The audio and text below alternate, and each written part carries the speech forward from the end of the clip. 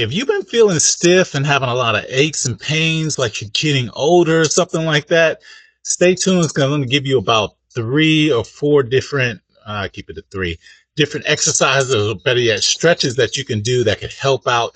Whether you're getting up there in age, you're over 40 or 50 or so, or maybe you've been in a car accident and had a slip and fall, and you're starting to get a lot of stiffness and it's hard for you to get around. If you're getting that old feeling, now I always say this, the getting old feeling is really the getting stiff feeling, because basically we're not moving as much as we used to when we were younger. When we were younger, we were more active. We're out and doing a lot of things.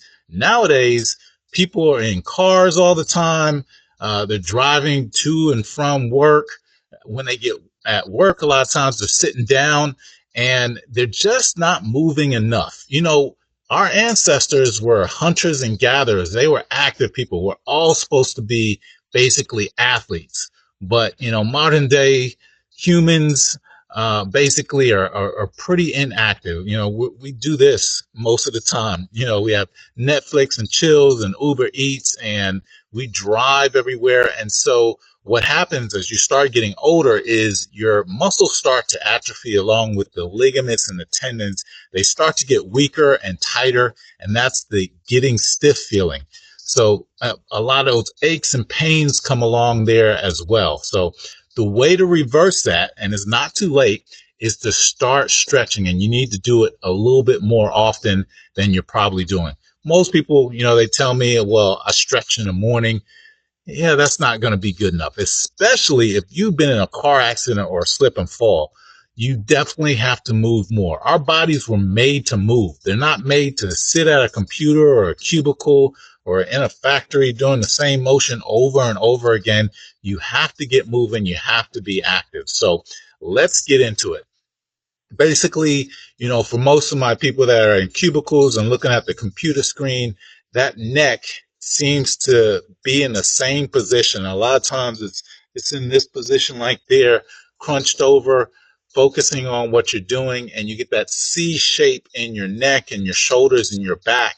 And you basically have to do what your parents always told you. You got to sit up straight, but we need to stretch that on a more regular basis. So the neck stretches are pretty simple. You pretty much sit up straight and you're leaning your head to the side, either side. It's like you're trying to touch your ear to your shoulder.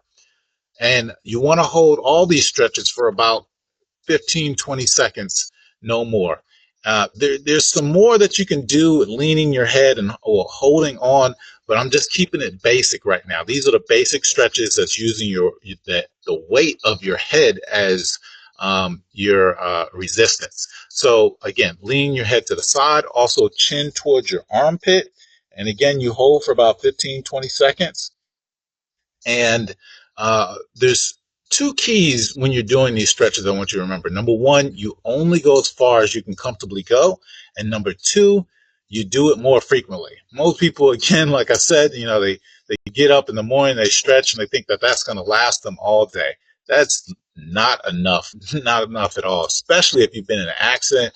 But if you're on a health recovery, you're trying to get back into shape, you want to lose some weight, you need to stretch more. You got to set yourself up for the next stage, which is exercise, which is a whole nother video that we're not going to get into. So again, lean to the sides, head down towards your armpit, and you also want to get some motion going. So swing your head in little half circles like this.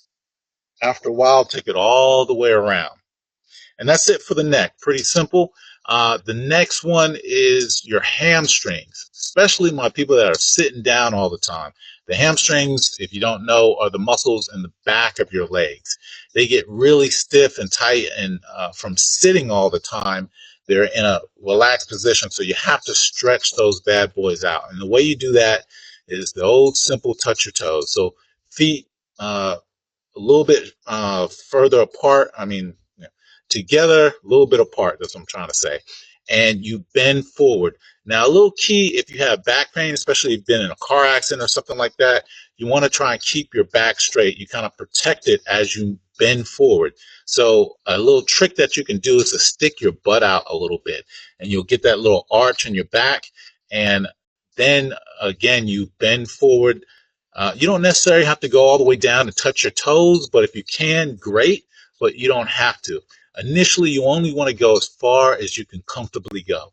After a while, as you feel comfortable with it, you can start to bend your back some and go as far as you can to touch your toes, or, great if you could put your palms down on the ground, but start off slow and work your way into it.